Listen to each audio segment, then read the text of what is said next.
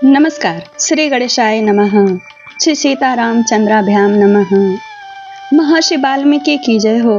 माँ भगवती सरस्वती की जय हो। आप सब भक्तों की जय हो। वेद तुल्य श्रीमद् वाल्मीकि रामायण के एक एक शब्द की जय हो, जिन्हें सुनने कहने से समस्त सुखों, ज्ञान, भक्ति, वैराग्य की प्राप्ति होती है। श्री राम की प्रीति प्राप्त होती है। मैं निरंतर आपको श्रीमद् वाल्मीकि रामायण का हिंदी में अर्थ सुना रही हूँ। आज अरण्य कांडम से द्वितीय सर्गः का हिंदी में अर्थ सुनाऊंगी। आप सबको पता होगा जो इस सर्ग में कथा है, परंतु इस कथा में जो अवस्था है वह तो मैं पहली बार जानी हूँ, इसलिए आप शुरू से आखिरी तक जरूर सुनिएगा। वन के भीतर श्री राम, लक्ष्मण और सीता पर विराध का आक्रमण, लेकिन जो अवस्था है वह बड़ा ही भयंकर और बड़ा ही आश्चर्यजनक है कि एक विराध राम लक्ष्मण को प्रताड़ित करता है, उन्हें कलंक लगाता है और तत्पश्चात श्री राम कौन से दृश्य को देखकर लक्ष्मण से कहेंगे कि भाई राज्याभिषेक से च्युत हुआ, वन को प्राप्त हुआ, तापस वेश में आया, मुझे दुख नहीं हुआ, लेकिन यह दृश्य देखकर दुख हो रहा है। क्या दृश्य देख के दुख हो रहा है और विराध ने क्या इन दोनों भाइयों पर कलंक लगाया और क्यों लगाया, यह सब जानने के लिए शुरू से आखिरी तक जरूर सुनिएगा। आइए सुनिए।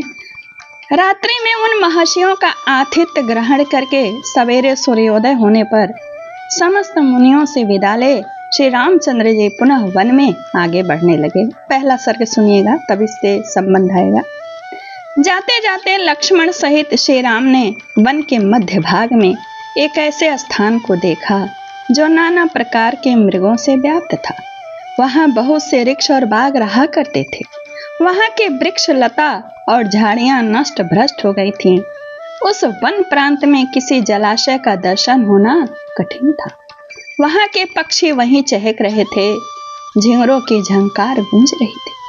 भयंकर जंगली पशुओं से भरे हुए उस दुर्गम वन में सीता के साथ श्री रामचंद्र जी ने एक नरभक्षी राक्षस को देखा, जो पर्वत शिखर के समान ऊंचा था और ऊंच स्वर से गर्जना कर रहा था। उसकी आंखें गहरी, मुंह बहुत बड़ा आकार, विकट और पेट विकराल था।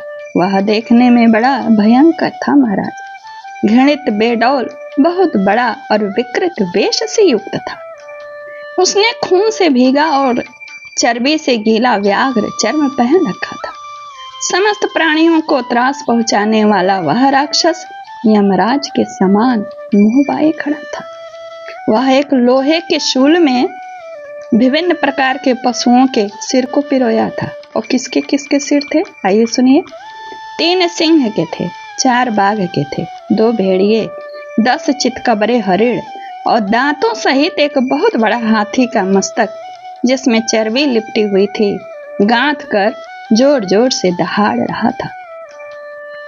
श्री राम, लक्ष्मण और मिथिलेश कुमारी सीता को देखते ही वह क्रोध में भरकर भैरवनाद करके पृथ्वी को कंपित करता हुआ उन सब की ओर उसी प्रकार दौड़ा जैसे प्राणांतकारी काल प्रजा की ओर अग्रसर होता है। वह झट से पलक झपकते विदेह नंदनी सीता को गोद में लेकर कुछ दूर जा खड़ा हो गया। फिर इन दोनों भाइयों से बोला, तुम दोनों जटा और चीर धारण करके भी स्त्री के साथ रहते हो और हाथ में धनुष, बाण और तलवार लिए दंडक वन में घुस आए हो। अतः जान पड़ता है तुम्हारा जीवन क्षीण हो चला है। तुम दोनों तो तपस्वी जान पड़ते हो, फिर तुम्हारा युवती स्त्री के साथ रहना कैसे संभव हुआ।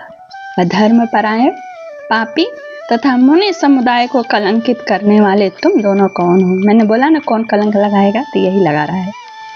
मैं विराध, अपना परिचय देता है, मैं विराध नामक राक्षस हूँ और प्रतिदिन ऋषियों के मांस का भक्षण करता हुआ हाथ में अस्त्र शस्त्र लिए इस दुर्गम वन में विचरता रहता हूँ। यह स्त्री बड़ी सुंदर है, अतः मेरी भार्या बनेगी और तुम दोनों पापियों को मैं युद्ध स्थल में रक्त पान करूंगा। दुरात्मा विराट की ये दुष्टता और घमंड भरी बातें सुनकर जनक नंदनी सीता ऐसे घबरा गईं, ऐसे थर थर कांपने लगीं जैसे हवा के झकोरे से केले के पेड़ इधर उधर हिलने लगते हैं। शुभ लक्षणा सीता को सहसा विराध के चंगल में फंसी देख श्री रामचंद्र जी सूखते हुए मुंह से लक्ष्मण को संबोधित करके बोले, सौम्य देखो तो सही, महाराज जनक की पुत्री मेरी सती साध्वी पत्नी सीता विराध के अंक में व्यवस्था पूर्वक जा पहुंची है। अत्यंत सुख में पली हुई यशस्वनी राजकुमारी सीता की यह अवस्था, हाय कितने कष्ट की बात है लक्ष्मण। वन में हमारे लिए, अब यह अपनी माता कैकेयी के लिए भी कुछ शब्द कहेंगे, वन में हमारे लिए जिस दुख की कल्पना करके कैकेयी ने हमें वनवास मांगा था, उसकी सारी इच्छा पूरी हुई। वह बड़ी दूरदर्शनी थी और शीघ्र ही उसकी इच्छा पूरी हुई।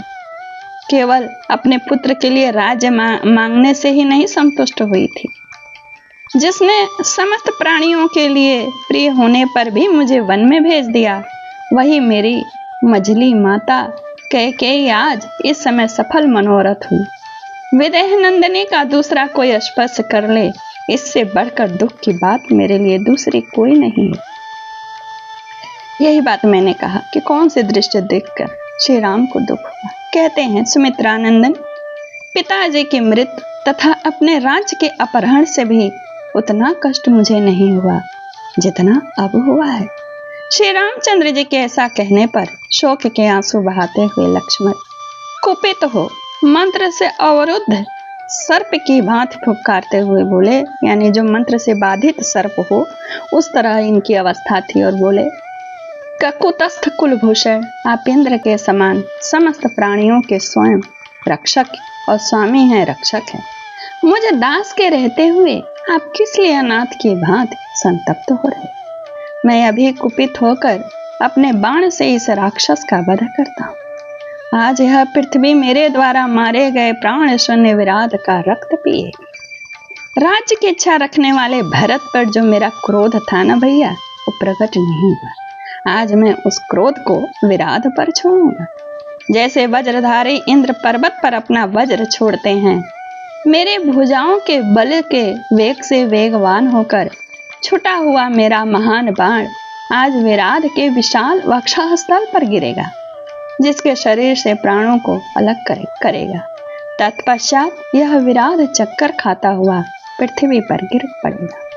यहीं पर यह अध्याय पूर्ण होता है। यह सर्ग इत्याशय श्रीमद् रामायणे वाल्मीकि आदि काव्ये अरण्य कांडे द्वितीयः सर्गः ओम तत्सत। अगले सर्ग में जानिए श्री राम सीता लक्ष्मण को विराध लेकर कहाँ जाएगा। नमस्कार, जय श्री कृष्ण। चैनल को लाइक कमेंट शेयर जरूर करिए। श्री राम जय राम जय जय राम, श्री राम जय राम जय जय राम, श्री राम जय राम जय जय राम, श्री राम जय राम जय जय राम।